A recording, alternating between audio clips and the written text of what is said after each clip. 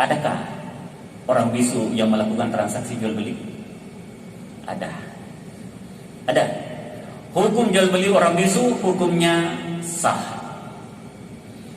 Karena inti daripada jual beli memahami komunikasi antara si penjual dan pembeli, bahwa si penjual mau memindahkan barangnya kepada orang yang membeli dan ia rela menyerahkan barangnya ketika dibayar. Nah, ada barang yang diperjualbelikan, ada syarat-syarat barang itu boleh diperjualbelikan. Yang pertama, barang yang diperjualbelikan itu bersih. Barang yang bermanfaat dibolehkan tanpa adanya darurat, maka jual beli khimar atau keledai dijual itu dibolehkan. Maka jual beli, misalnya jual beli khamar, boleh apa tidak? Jual beli khamar secara Islam itu tidak boleh. Kenapa? Karena tidak bersih dan tidak halal. Dan tidak halal. Oleh hanya itu, beda lagi ketika kita berbicara air susu atau ASI yang diperjualbelikan. Sekarang kan ada bank susu, Pak ya. Sekarang ada bank susu. Air susu yang diperjualbelikan. Ulama pun beda pendapat. Ulama beda pendapat. Ada yang mengatakan itu dibolehkan, ada juga yang mengatakan hal itu tidak dibolehkan. Bagaimana pendapat Imam Asy-Syafi'i? Asy-Syafi'i sependapat dengan Imam Ahmad bin Hanbal bahwa hukumnya makruh melakukan transaksi jual beli air susu seorang ibu. Lalu ada hukum jual beli dengan tempo bersamaan dengan tambahan harga. Ini dipaham Pak ya? Jual beli dengan tempo bersamaan tambahan harga. Contoh, kalau saya jual sekarang satu botol ini sekitar 3.000.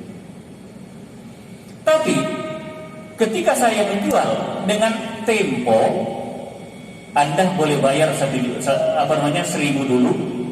Tadi kan harganya 3.000. Anda boleh membayar 1.000 dulu. Dalam masa 30 hari saya jual 5.000. Berarti hal ini menjual barang dengan tempo bersamaan tambahan harga. Ada tambahan harga Pak ya? Ada tambahan harga. Kalau saya jual sekarang secara cash 3.000. Tapi kalau misalnya saya katakan, oke, silakan bayar 1.000 dulu, nyusul sampai 30 hari saya jual sebanyak 5.000. Ini adalah jual beli taksid, jual beli cicilan. Bagaimana pandangan ulama dalam jual beli cicilan? Di sini ulama mengatakan, termasuk Imam Asy-Syafi'i mengatakan itu diperbolehkan. Hal itu diperbolehkan. Di sini menjual dengan cara cicilan. Ada pendapat dari golongan ulama mengharamkan jenis jual beli ini karena dikatakan di situ ada gharar, ada tipuan. Tetapi lebih banyak ulama mengatakan jual beli itu diperbolehkan karena demi kemaslahatan umat, demi kemaslahatan masyarakat. Contoh misalnya tadi Bapak Ibu, kalau misalnya kita melakukan jual beli, mau ikuti rukun daripada jual beli itu, contoh misalnya barang harus ada, maka betapa banyaknya orang-orang yang melakukan transaksi jual beli pada masa ini, pada masa sekarang tidak sah. Contoh misalnya kita ke kedai, taruhlah mau beli 1 set lemari. Ternyata lemari itu belum ada wujudnya di tempat itu atau stoknya habis. Ayo Pak, inden. Stoknya habis.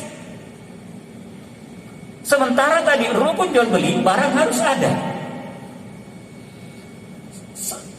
Jual beli yang ada sekarang, jual beli yang berlaku sekarang seperti Bapak katakan inden. Bayar dulu misalnya, pesan barang, mungkin sudah sepakat bahwa ukurannya seperti ini, warnanya seperti ini, sekitar 30 hari ke depan akan diantar barang itu, sudah sepakat, bayar kepada tokonya, barang tidak ada. Apakah jual beli ini diperbolehkan? Hal ini ulama memandang bahwa hal ini diperbolehkan. Kenapa? Ada yang disebut dengan jual beli salam. Ada yang disebut dengan jual beli salam. Artinya bayar menunggu barangnya. Seperti tadi disebut inden. Hal ini pun diperbolehkan karena ada yang disebut dengan jual beli salam. Ada juga jual beli istisna. Jual beli istisna, kalau misalnya harganya 50.000, bayar dulu 10.000 atau separuh, pesan barang itu. Nanti setelah selesai barang itu baru dilunasi. Ini disebut dengan istisna. Artinya minta barang untuk diproduksikan, untuk dibuatkan, tetapi ia telah membayar separuh daripada harga barang itu. Bagaimana hukum jual beli ini? Hukum jual beli ini diperbolehkan karena bisa dibayangkan Bapak Ibu yang saya muliakan, andaikan tidak ada keringanan yang diberikan kepada umat manusia ini, betapa banyaknya transaksi-transaksi jual beli yang tidak sah. Seperti tadi, barang belum ada, kapan nunggu? Sementara ia sudah mau. Olehnya itu ulama membolehkan yang namanya jual beli istisna dan jual beli salam. Baik daripada Majelis Ulama Indonesia pun juga membolehkan yang namanya jual beli istisna dan jual beli salam. Kenapa? Karena lisan dihajatil hajat nas, karena untuk memenuhi kebutuhan manusia. Karena untuk memenuhi kebutuhan manusia, karena ini bagian daripada hal istihsan, bahwa itu adalah bagian daripada kebaikan, bisa dirasakan dan bisa memenuhi kebutuhan daripada manusia itu. Nah, ada jual beli yang dilarang dalam Islam. Jual beli yang dilarang dalam Islam, yang pertama, jual beli paksaan. Jual beli paksaan. Apakah si penjualnya dipaksa untuk menjual atau si pembelinya dipaksa untuk membeli? Jangan pernah terjadi yang namanya jual beli paksaan, karena di antara rukun jual beli antara dan minkum, suka sama suka atau rela sama rela antara penjual dan pembeli untuk melepaskan barangnya dan memiliki daripada barang itu setelah dia membayar.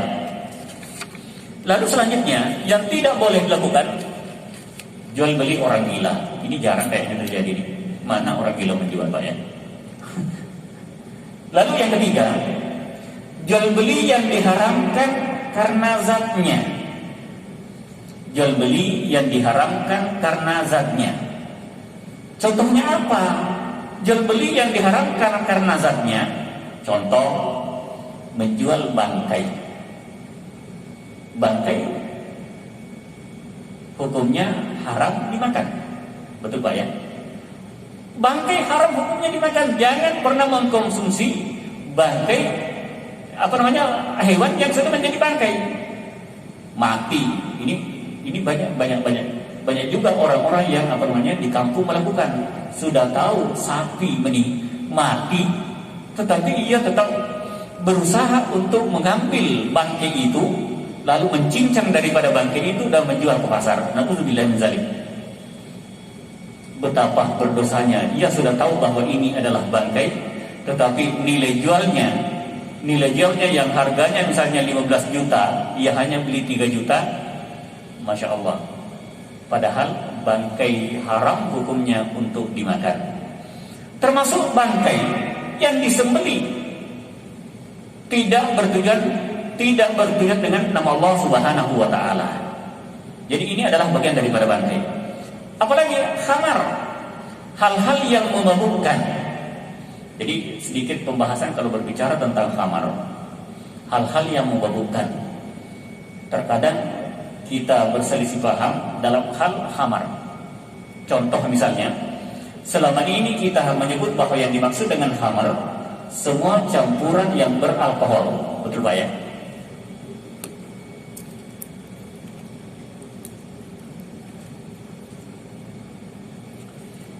Semua campuran yang beralkohol. Padahal alkohol itu beda lagi zatnya. Beda lagi zatnya alkohol itu. jangan pernah mengatakan bahwa alkohol itu haram. Buktinya apa? Pernah barang yang halal saja kalau diproses menjadi barang yang memabukkan itu menjadi haram. Contoh, Bapak pernah memakan anggur, buah anggur, enak dimakan Pak, enak dimakan, manis.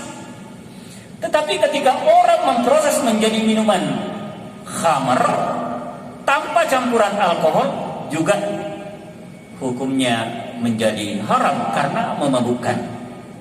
Padahal makan anggur, buah anggur ini enak, halal. Tetapi ketika diproses menjadi minuman yang memabukkan, akhirnya menjadi haram. Demikian juga air nira ya, air nira tua, coba ya, air nira atau air tua. Kan manis Pak, kan manis, enak diminum air nira ini. Tetapi terkadang ada yang memproses menjadi tua atau pahit. Ada, padahal halal, dia yang membuat haram. Apalagi tape, gampang ya, tape kan enak dimakan, tetapi karena diproses akhirnya itu menjadi minuman yang memabukkan, jadi haram. Sehingga banyak orang mengatakan semua minuman-minuman atau campuran-campuran yang beralkohol itu haram. Hati-hati tentang alkohol. Anak saya ketika lahir, 3 anak saya lahir di Mesir. Semua yang lahir di Mesir itu malah diberi alkohol sebagai resep. Untuk menjatuhkan secepat tali pusar ini, kasih alkohol. Jadi dokter-dokter Mesir itu menjadikan resep terhadap bayi supaya tali pusarnya cepat jatuh, dikasih resep alkohol. Jadi bukan zat alkoholnya yang haram, tetapi karena orang mencampur minuman itu dengan alkohol, seolah-olah alkoholnya yang haram. Padahal alkohol itu zatnya bersih. Bahkan dokter Mesir itu menjadikan salah satu resep terhadap seorang bayi supaya ini cepat mengering. Jadi Bapak bisa membuktikan kalau ada luka, kasih alkohol, kan sejuk rasanya itu alkohol Pak.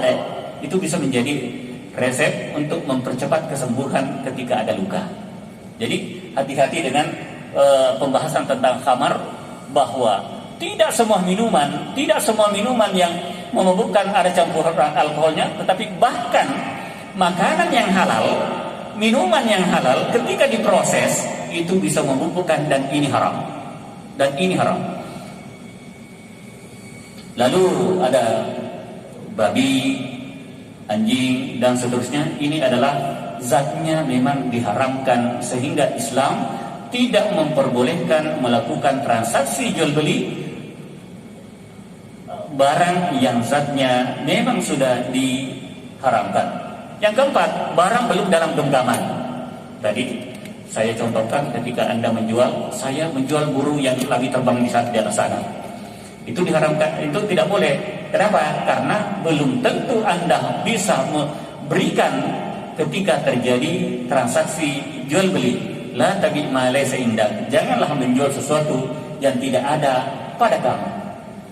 Terus ada disebut dengan jual beli mulamasah. Jual beli mulamasah juga dilarang. Apa yang maksud dengan jual beli mulamasah? Dari kata lamas, artinya menyentuh. Jangan sampai seorang penjual mengatakan, jika engkau membuka plastiknya maka wajib engkau beli. Ya. Jangan, kalau kamu menyentuh barang itu maka wajib engkau beli. Ini dilarang. Hah? Berarti itu bukan jual beli tetapi itu adalah menanggung daripada kerusakan. Memecahkan. Ya kan, memecahkan. Berarti sebenarnya bukan transaksi jual beli yang berlaku, tetapi tanggung jawab karena memecahkan barang yang diperjualbelikan. Nah, bagaimana cara menghitungnya? Silakan. berapa harganya, silahkan ganti sesuai dengan harganya. Kenapa? Karena itu keteledoran daripada diri kita sendiri. Lalu ada juga jual beli an-najashi. Apa yang dimaksud dengan an-najashi? Ini tipuannya tinggi sekali. Contoh, saya minta ke Pak Imam, kawan saya, Pak Imam, ini saya mau jual supaya cepat laku. Kalau ada orang yang datang menawarnya, pura-pura juga kamu sebagai pembeli datang, sanjung barang itu. Wih, barang ini memang cantik, barang ini memang bagus, barang ini memang berkualitas, dan saya sudah keliling, inilah yang paling murah. Padahal berkawan, ini yang disebut dengan jual beli an-najashi. Jangan sampai itu terjadi. Cara jual beli ini, konsep jual beli ini dilarang dalam Islam, karena ini terjadi tipu daya antara penjual dan pembeli. Baik Bapak Ibu yang saya muliakan, sebelum saya lanjut mungkin ada hal-hal yang perlu kita diskusikan, saya persilakan.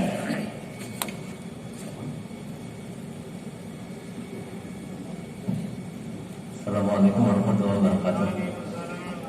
Untuk yang jual beli tadi Ustaz yang dilarang, salah satunya adalah yang zatnya sendiri haram. Ya. Tapi dalam prakteknya untuk saat ini kan kita banyak orang yang menjual pupuk kandang, jadi berupa kotoran hewan atau baik najis dari yang belakang ataupun yang depan. Jadi bisa dari air seni maupun ininya, itu banyak yang diperjualbelikan sebagai pupuk kandang atau yang lain. Terus inti hukumnya seperti apa? Terus yang kedua, kita barangnya harus ada, gitu kan? Ya. Tapi dalam konteks modern sekarang banyak barang yang tidak ada tapi tetap diperjualbelikan. Contohnya adalah listrik, pulsa dan lain-lain. Itu barangnya tidak ada. Baik.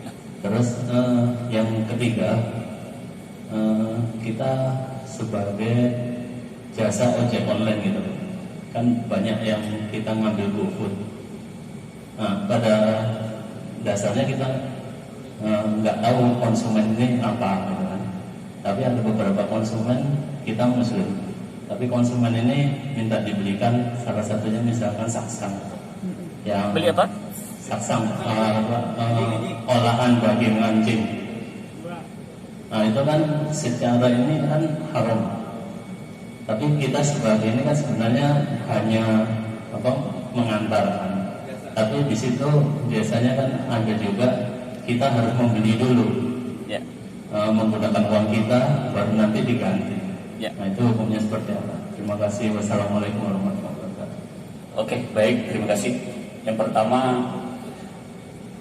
menjual kotoran, ya, menjual kotoran dalam artian menjual pupuk kandang yang mana kita mengetahui bahwa ini adalah kotoran daripada hewan misalnya, ya. Jadi ingat bahwa yang diperjualbelikan di sini adalah bukan najisnya.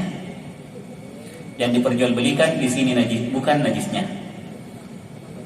Ini adalah yang kita perjualbelikan adalah pupuknya, olahan pupuknya. Betul bahwa itu adalah kotoran dari betul dari kotoran, misalnya kotoran ayam, sapi, kambing dan seterusnya. Tetapi bukan kotorannya yang diperjualbelikan, tetapi olahannya yang diperjualbelikan. Maka yang diperjualbelikan adalah pupuknya. Lalu yang kedua, tadi Anda mengatakan bahwa seperti yang terjadi di online misalnya, ojek online. Bapak dalam hal ini yang dibayar adalah jasanya. Bapak dalam hal ini sebagai pelayan jasa. Bapak bukan sebagai penjual. Yang dilarang adalah transaksi jual belinya. Yang dilarang adalah transaksi jual belinya. Pertama, Bapak mengatakan tadi ada olahan BABI, ya, olahan BABI. Kan Bapak bukan penjualnya. Bapak bukan penjualnya, Bapak bukan membeli itu, dan bukan Bapak yang menjual barang itu, maka Bapak dalam hal ini lepas daripada transaksi jual beli itu, tetapi Bapak dalam posisi jasa antar. sebagai wasit, sebagai perantara saja. Saya kira itu tidak apa-apa, Pak. Bapak dalam hal ini bukan posisi antara penjual dan pembeli, tetapi Bapak dalam hal ini mencari rezeki halal, maka yang Bapak dapatkan adalah konsep jasanya. Kan bukan Bapak yang mau.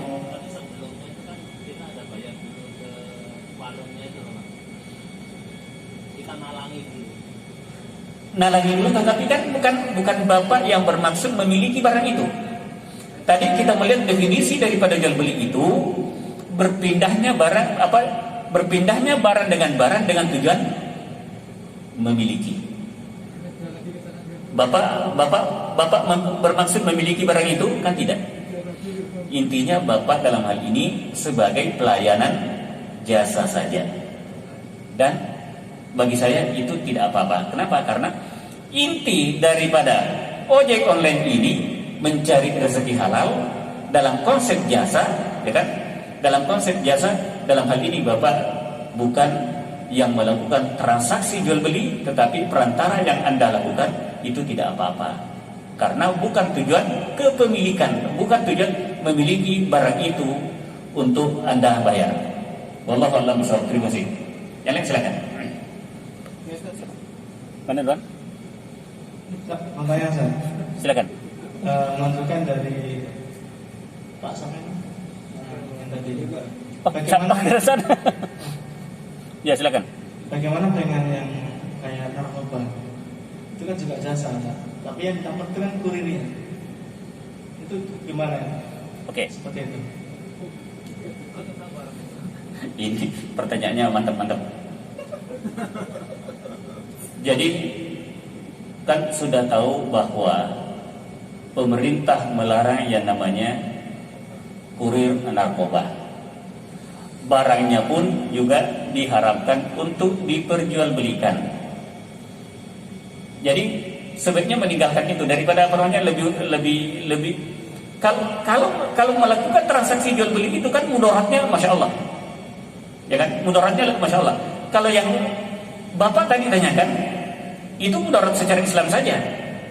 Mudaratnya secara Islam bahwa tidak dibolehkan melakukan transaksi jual beli yang zatnya diharamkan. Nah, jual beli dengan narkoba, jual beli narkoba. Pada dasarnya jual beli narkoba kan sudah tahu secara hukum ini tidak dibolehkan, secara kenegaraan pun juga tidak dibolehkan, maka sebaiknya tidak melakukan karena barangnya sudah dilarang untuk diperjualbelikan, dan melakukan pun dalam arti kurir pun itu lebih berbahaya ancamannya jika Anda mau melakukan itu.